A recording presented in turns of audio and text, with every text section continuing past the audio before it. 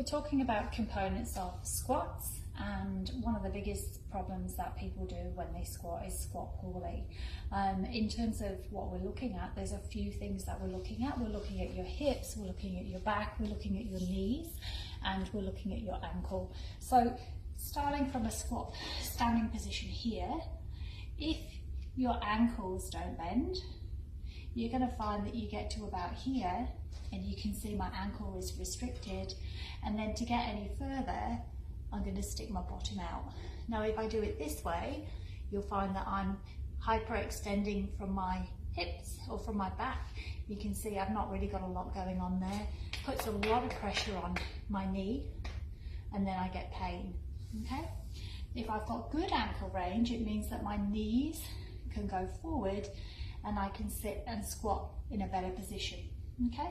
So with the ankles, as you can see, you want your knees to go over your toes rather than you sitting behind, because then that puts pressure somewhere else.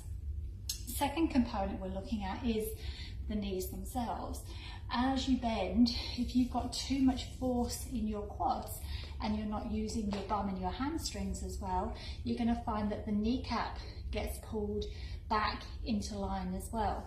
So if I stand front onto you, as I squat, if my knee is out or if I've jammed my knees together and I've got my feet apart, I'm not using and tracking very well through my thighs. So we want the ankles then to function with the knees, and if your feet are hips width apart, you want to be aiming your toe or your knee over your middle toe. Okay, so you want the ankle to function, so it allows you to bend, and you want the hamstring and the glutes to work to take pressure off the quads. Okay, third thing that wants to work is the hips. What we see a lot of these days is that everyone's in this position here, so when we squat we're still rounded.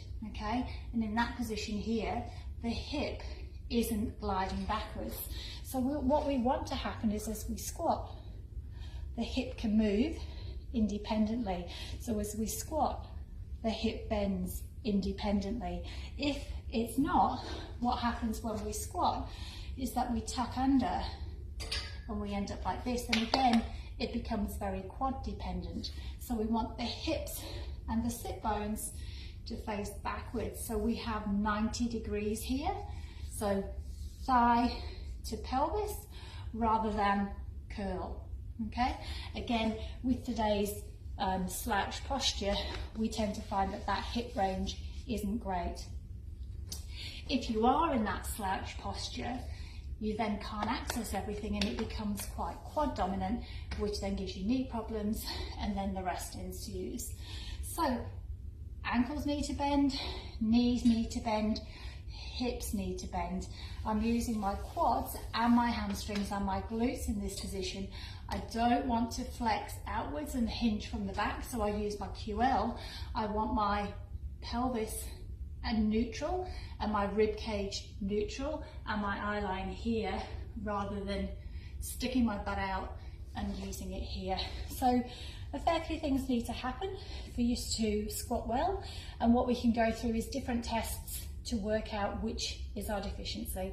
Hope that helps with squats, and we'll see you in the next video on squats to look specifically at the ankle.